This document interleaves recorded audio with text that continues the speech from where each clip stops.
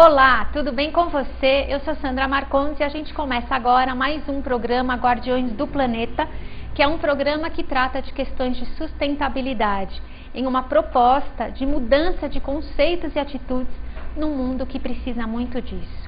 E hoje a guardiã do planeta muito especial é a Juliana Rodrigues. Tudo bom, Juliana? Tudo bem. Obrigada pela sua presença. Eu que agradeço o convite, por estar aqui numa plateia, né, que já está conectada com os temas de sustentabilidade e que talvez venha aqui a gostar um pouco do que a gente trouxe a respeito das árvores, né? Pode ter certeza, pessoal. Olha, eu tô assim, só para começar o programa, eu quis ficar do lado dessa muda, que nada mais é do que o nosso querido pau-brasil. Sim. Que por conta desta árvore, né, aqui que é uma muda, foi dado o nome do nosso país. Então a gente está aqui se sentindo, eu falei para a Juliana, numa verdadeira floresta. É muito bom. A Juliana, pessoal, a Juliana Gatti Pereira Rodrigues, ela é designer industrial pela Faculdade de Belas Artes de São Paulo. Especializou-se em designer para a sustentabilidade pelo Gaia Education em 2008. Possui formação técnica em jardinagem e paisagismo e busca diariamente informações sobre as árvores, plantas e natureza das cidades para o trabalho Guia das Árvores, que desenvolve no Passeio Verde. Ela vai explicar para a gente o que é isso. Serviço oferecido pela empresa que ela é presidente, que é a Árvores Vivas. Bom, antes da gente, vamos falar na sua empresa Árvores Vivas, mas como é que você despertou para essa questão? Porque, turma, ela veio aqui e ela começou a dar um montão de explicação, ela sabe tudo que tem aqui de árvore. Como é que você despertou para essa questão das árvores? Então, cerca de 4 anos atrás, no final de 2006, eu trabalhava no IPT, no Instituto de Pesquisas Tecnológicas, dentro da área de madeira e móveis, fazendo atendimento técnico a marcenarias. E lá eles têm uma das maiores xilotecas da América Latina, que é como se fosse uma biblioteca de madeiras. E eu vi aquela diversidade incrível de madeiras, de tonalidades, cheiros, densidades diferentes, e eu queria saber qual era a árvore viva que dava origem àquela madeira. Então, não só trabalhar e saber as propriedades daquela madeira para a construção de um móvel, mas também conectar com a origem dela, né? Então, como será aquela árvore que trouxe esse produto para a gente? E expandir esse pensamento para os outros tipos de produto. Então, eu fiquei pensando, nossa, se eu andar na rua e eu, por exemplo, gosto de maçã e tiver uma macieira sem maçãs do meu lado, eu não vou saber que é uma macieira. E isso me trouxe Que aliás a gente não sabe, a maioria, eu não sei. Então, acho que realmente, principalmente nos grandes centros urbanos, as pessoas estão bem desconectadas dessa origem natural dos produtos. Então, a ideia do projeto nasceu daí, de levar a maior conexão e aproximação das pessoas com a natureza e principalmente com as árvores e com os produtos que elas nos dão. E aí você teve a ideia de fazer a empresa Árvores Vivas. Isso. Como é que trabalha a empresa Árvores Vivas? Então, Árvores Vivas tem por missão aproximar as pessoas das árvores e da natureza como um todo, porque a árvore é um berço de vida também, né? Então, para outros animais, outros seres e outras plantas. Então, a nossa relação com elas, para a gente preservar na cidade e cuidar melhor das árvores, o primeiro passo é para que a gente conheça melhor cada uma delas. Educação, você está falando. Educação, exatamente. Então, a gente leva, a partir dos nossos produtos e serviços, informações de cuidado e sobre a espécie. Então, cada uma tem uma historinha a ser contada, a origem, o local da onde ela veio, se ela é brasileira, nativa de que bioma ou não, de outro país, se ela tem alguma importância histórica, cultural, de uso medicinal, ou até mesmo utilidades que ela pode ter, independente da madeira, também como alguns frutos, né? Porque a sensação que a gente tem, vivendo assim numa cidade como São Paulo, é que a gente é completamente distante das árvores, né? É uma sensação que tanto é, pessoal, que ela me mostrou aqui, a árvore, eu vou pegar essa aqui, ó, dá licença. Isso aqui eu achei muito interessante. Isso. Que é de onde vem a rolha para a gente tomar vinho, por exemplo. Quer dizer, a gente olha uma rolha dessa daqui, deixa eu mostrar aqui nessa câmera, a gente olha, mas a gente, na hora que a gente está abrindo, a gente não faz relação com uma árvore. Uma árvore, né? Quer dizer, é uma árvore. Sim, aqui no caso é um pedaço, né? Uma seção do tronco de um corticeiro. Pode mostrar ali para aquela câmera. Que é uma árvore europeia, né, muito comum em Portugal principalmente, que lá tem o clima adequado para o desenvolvimento da casca, porque a casca da casca que a gente extrai a rolha, a cortiça. Então seria bem essa borda aqui dessa seção do tronquinho que a gente tem. Então, para você ter uma ideia, a primeira vez que eles extraem a cortiça, que seria essa casca da árvore, isso acontece aos 25 anos de idade da árvore. E depois, a cada 9 anos. Então, não é uma coisa assim tão imediata e pronta, né? Para chegar nisso. Não é tão simples, não é tão inocente essa rolha, Exatamente. Né? Existe todo para garantir que a gente tenha a rolha, a gente tem que ter o cuidado de aguardar 9 anos. Então, o tempo da natureza é uma coisa que a partir do momento que a gente começa a olhar, a gente percebe que nós somos natureza também, que assim como as plantas, talvez a gente tenha o nosso tempo, né? Você falou uma coisa interessante, a gente tem que aguardar 9 anos para que a gente consiga fazer uma outra rolha, vamos Exatamente. dizer assim. Imagina então a importância da árvore para a vida no planeta. Essencial, né? Na verdade, elas estão aí há milhões de anos, muito mais tempo do que o ser humano, preparando essa atmosfera para que todos os seres vivos possam viver aqui. Então, elas são responsáveis por trazer o microclima, a umidade, regular a temperatura, proporcionar que a gente tenha sombra, frutos para se alimentar, né? Então, é essencial para a nossa vida. Essa questão toda que está acontecendo no planeta hoje, muito séria, de desmatamento ilegal, desmatamento desenfreado, que está acontecendo no nosso país, como por exemplo com a palmeira jussara. A palmeira jussara, que a gente pode mostrar também, que é justamente está ameaçada de extinção. Sim. É o corte ilegal dessa árvore para pegar o palmito. Porque toda a Mata Atlântica. Isso, o palmito jussara é da Mata Atlântica. Então, ele é bem... Primeiro que é uma palmeira linda, né? Assim, o Brasil, antes mesmo de se chamar Brasil, os índios chamavam o nosso país de Pindorama, ou seja, a terra das palmeiras. Então, nós temos uma diversidade de palmeiras no Brasil que é enorme. Para a gente comer o palmito, que vem de diversas palmeiras, entre elas o palmito jussara, né? Nós temos que matar a palmeira, porque a palmeira ela é uma estipe que só nascem folhas na parte de cima. Para a gente tirar o palmito é a parte verde, logo abaixo das folhas, é da onde nascem as novas folhas. Então a gente cortando aquela parte para pegar o palmito, matou a árvore, porque ela não vai mais poder gerar folhas, ela não vai poder mais fazer a fotossíntese para garantir o alimento dela. E de qualquer maneira é possível a gente fazer, porque uma vez eu era um restaurante que eu conhecia, eram as proprietárias, umas moças muito antenadas, né, vamos dizer assim, com essa questão. Elas tinham o palmito que elas utilizavam, ele era certificado. Sim. Então existe alguma maneira, porque se você corta aquela árvore, perde para o palmito, ao mesmo tempo você já planta. Já faz um replantio e tem um cuidado de qual é o volume, né, que você pode realmente retirar e fazer isso de uma forma sequenciada, garantindo um manejo sustentável daquela plantação. Manejo sustentável, você falou a palavra, né? Manejo sustentável.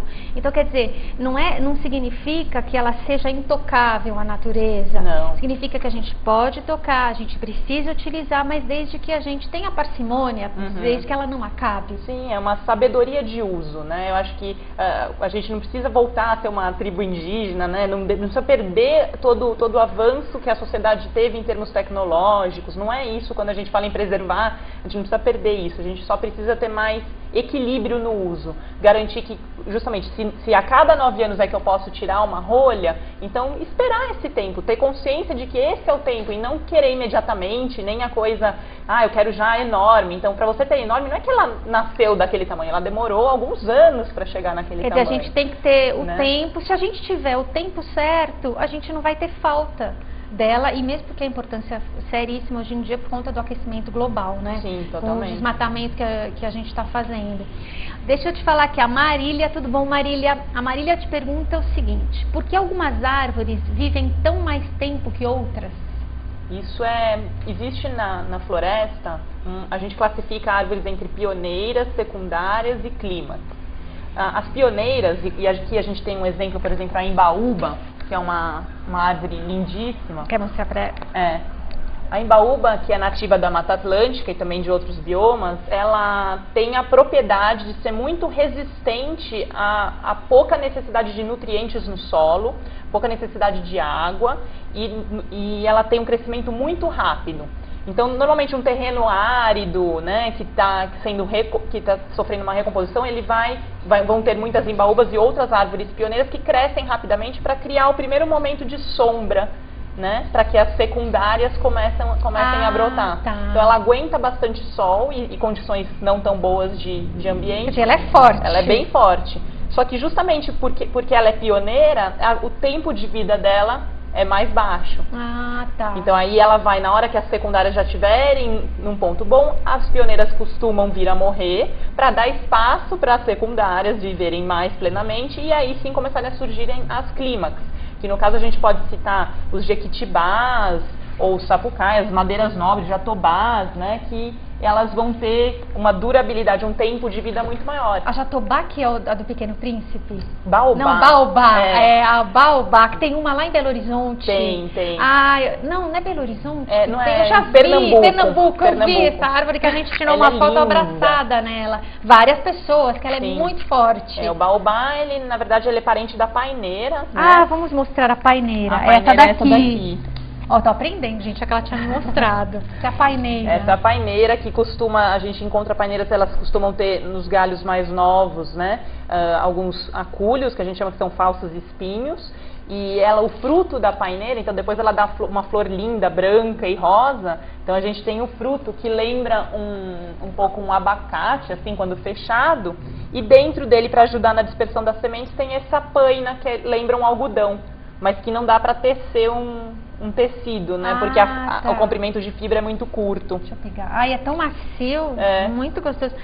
Tem um clube Paineiras do Morumbi aqui em São Paulo, justamente por causa das paineiras do Morumbi. Exatamente. Tem muitas paineiras. São lindas as flores das paineiras. Tem as brancas, as rosas, elas são bem bonitas. Deixa eu guardar para você. Aqui o Miguel, oi Miguel, tudo bem? O Miguel pergunta o seguinte, não há como plantá-la? Ela é apenas extraída em relação ao Jussara. Você respondeu já, né?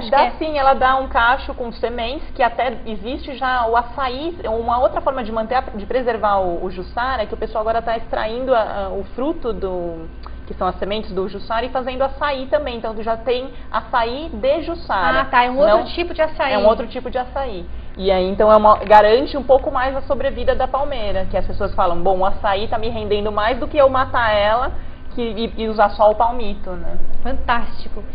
Renata, tudo bem?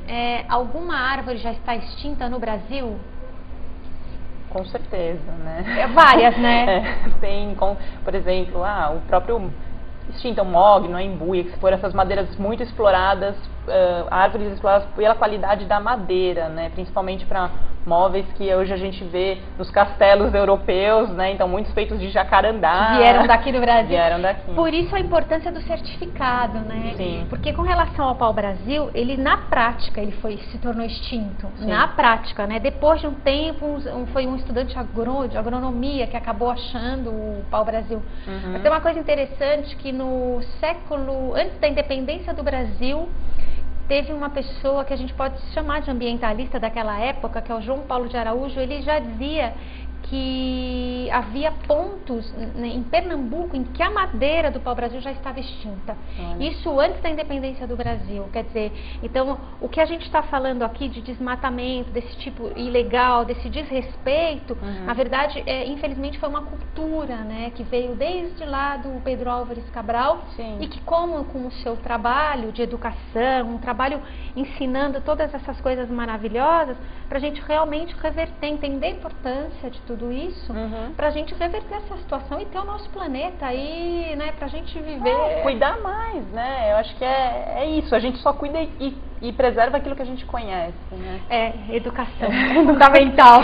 E no pau-brasil, uma coisa que seria legal comentar, que o uso dele principal, ele não é uma árvore que fica com um tronco muito, muito grande, assim, bom, lógico, as que a gente tem aqui, né, mas ele tinha, principalmente da parte da casca, era da onde se extraía o pigmento vermelho, que ficou muito no tingimento dos tecidos dos mantos dos reis, era o que deixava um vermelho mais intenso ainda, e a madeira também era muito utilizada para fazer arcos de violino. Ah, sim, mas utilizam ainda, não? Existem, né, alguns lotes. Que é o mais... a madeira mais apropriada. Que o som fica mais bonito, né, vamos dizer assim.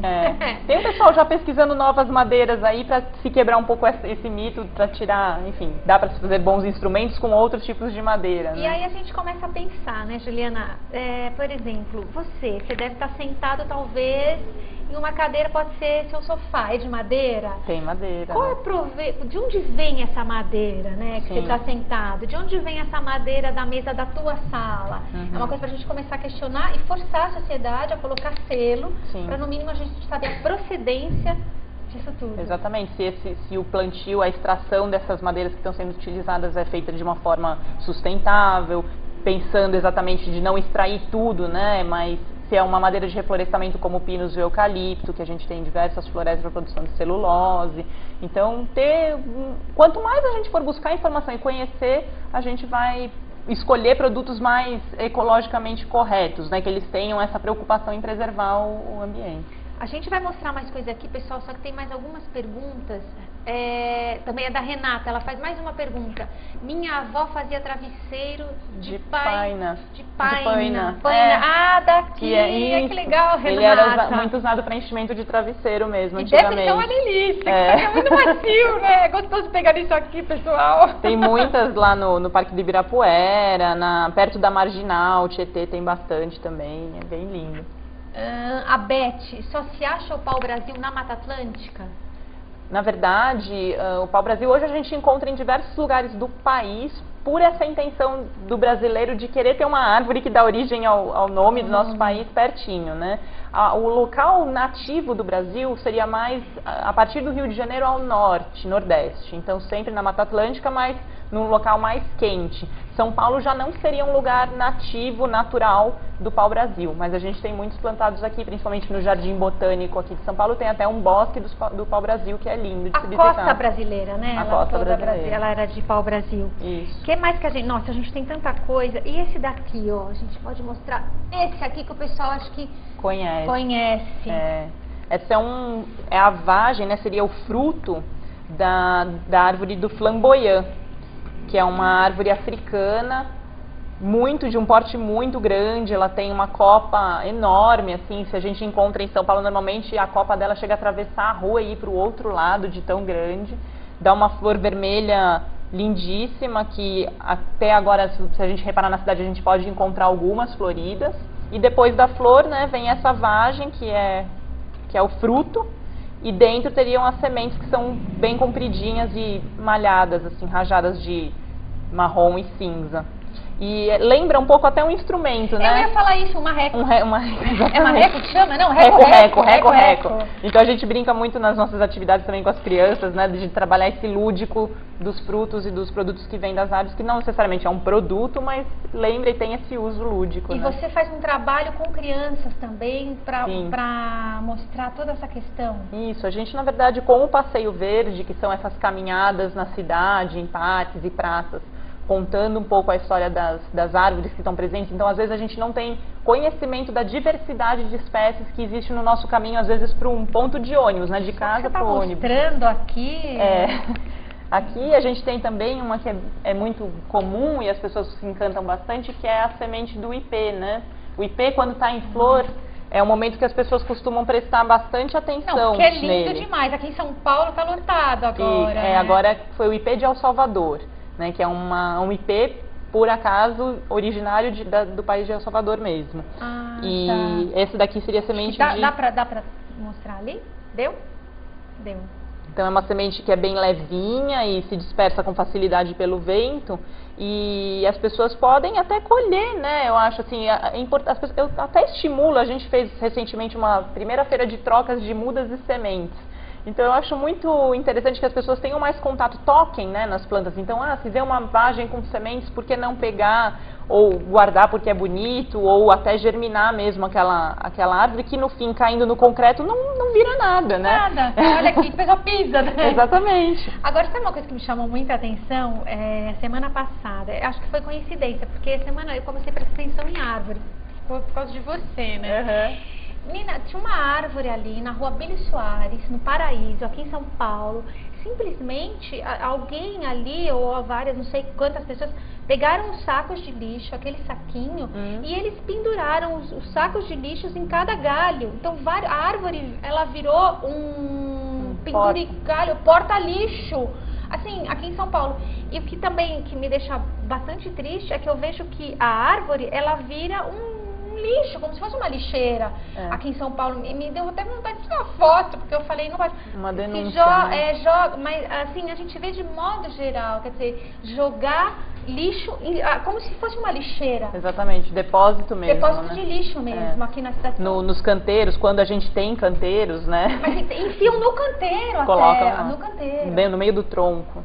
É bem complicado isso, porque eu acho que a maior dificuldade em relação à educação sobre as árvores é que as pessoas se esquecem que elas também são seres vivos.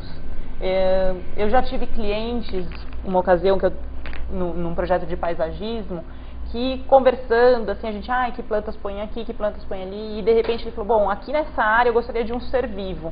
E aí eu fiquei um pouco sem entender exatamente o que ele estava falando, mas ele estava mencionando que ali ele queria peixes. Então ele não estava entendendo que as plantas eram seres vivos.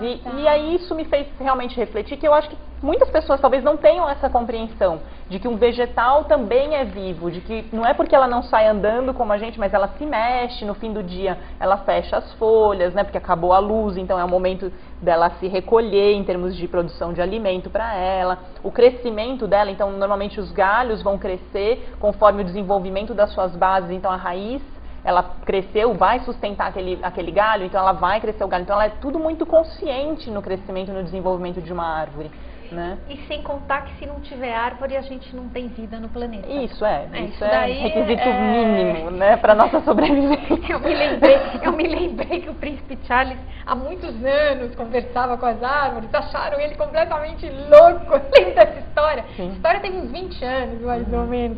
Eu nunca vou esquecer. A gente está no finalzinho do programa. Pena mesmo, uma delícia. Mas eu quero mostrar esse aqui também, porque é lindo isso daqui, olha. Olha que fantástico, pessoal. Isso parece uma verdadeira, uma obra de arte da natureza. Da natureza. Aqui é uma fração de uma araucária na parte do topo dela, da onde saem os galhos que formam aquele cálice, né? Então isso daqui, esse contraste que a gente vê é entre a cor da madeira da própria araucária e aqui da cor do galho que vai sustentar aquele cálice de copa dela. Aqui a gente tem a mudinha de araucária. Olha aí, pessoal, ó. Que bacana, olha que legal. E aí, só pra gente terminar, esse é o que não vai mais... o jatobá. Olha, a folhinha dele é única. Se a gente reparar quando tiver uma folha desse tipo que lembra um pouco a pata de vaca, mas elas são separadas aqui na ponta, esse é sempre um jatobá. Pata de vaca. Lembra um pouquinho, mas a pata de vaca é unida, do jatobá não. E essa daqui, deixa eu ver essa daqui. Essa é a sapucaia, que é uma árvore linda. Deixa eu pegar essa pra você. Eu sou apaixonada pela sapucaia, que ela dá uma cumbuca, que é essa daqui, que é a chamada cumbuca de macaco. Né? Então é parente da castanha do Brasil. Nossa, e é um fruto lenhoso. E é duro isso aqui, sim, olha. Que é parente, o ouriço da castanha ou o cachimbeiro, né, do jequitibá, eles são todos da mesma família porque possuem frutos bem lenhosos, assim como esse, parecendo madeira mesmo. Muito bom. E a gente está no final, deixa eu fazer aqui mais uma pergunta. Aqui a Titi, a teca é bem legal para o uso na indústria de móveis. Sim, é um tipo de madeira que o pessoal, ela tem um contraste, um jogo de cores bem interessante e o pessoal tem usado bastante porque ela é certificada, né? Olha, pessoal, a gente está chegando no final. Foi muito bom. Vamos deixar o seu site. Sim. Qual que é? Tem o www.arvoresvivas.com.br e o nosso blog também, arvoresvivas.wordpress.com. E também temos Twitter e o mapa das árvores virtual, que as pessoas podem até visitar algumas árvores que são georreferenciadas em São Paulo e no mundo, com fotos e nome da espécie. Então é www.arvoresvivas.com.br. Sim. Perfeito. Aí eu vou te pedir a mensagem final, que pena. Espero que... Volta mais aqui pra falar com a gente, porque olha, não deu nem tempo, pessoal, de tanta coisa. O que eu espero é que as pessoas sintam mais vontade de conhecer as árvores da nossa cidade, do nosso caminho, que deem tempo para olhar e prestar um pouco mais de atenção nelas, tanto na floração como no tipo de folha que cada um tem, textura de tronco, e aí a gente vai cuidar, se encantar e querer ter mais delas perto da gente, né? É isso aí, obrigada. Foi Obrigada um super prazer. Parabéns, Obrigada. E vai pra frente com esse trabalho, é super importante. Obrigada, Sandra. Pessoal, e o pensamento final de hoje? Eu trouxe um pensamento do Carlos Drummond de Andrade, que se chama Fácil e Difícil. Falar é completamente fácil quando se tem palavras em mente, que se expresse sua opinião. Difícil é expressar por gestos e atitudes o que realmente queremos dizer. Fácil é julgar pessoas que estão sendo expostas pelas circunstâncias. Difícil é encontrar e refletir os seus próprios erros, os nossos próprios erros. Fácil é fazer companhia a alguém, dizer o que ela deseja ouvir. Difícil é ser amigo para todas as horas e dizer a verdade quando for preciso. Fácil é analisar a situação alheia e poder aconselhar sobre a mesma. Difícil é vivenciar esta situação e saber o que fazer. Fácil é demonstrar raiva e impaciência quando algo o deixa irritado. Difícil é expressar o seu amor a alguém que realmente te conhece. Fácil é viver sem ter que se preocupar com amanhã. Difícil é questionar e tentar melhorar suas atitudes impulsivas e às vezes impetuosas a cada dia que passa. Fácil é mentir aos quatro ventos o que tentamos camuflar. Difícil é mentir para o nosso coração. Isso é impossível. Fácil é ver o que queremos enxergar. Difícil é saber que nos iludimos com o que achávamos ter visto. Fácil é ditar regras e difícil é segui-las. O título original, Reverência ao Destino, de Carlos Drummond de Andrade. Ninguém mais, ninguém menos que Carlos Drummond de Andrade. Lindo. É isso aí, pessoal. Então eu vou terminar aqui para mostrar todo mundo aqui de novo as nossas queridas companheiras da floresta. E eu não posso deixar de terminar com esse que eu adoro. Eu adoro o Pau Brasil. É verdade, com a história é linda. Então, pessoal, fiquem com Deus. A gente se encontra semana que vem no próximo programa. E até mais. Um beijo. Tchau. Tchau.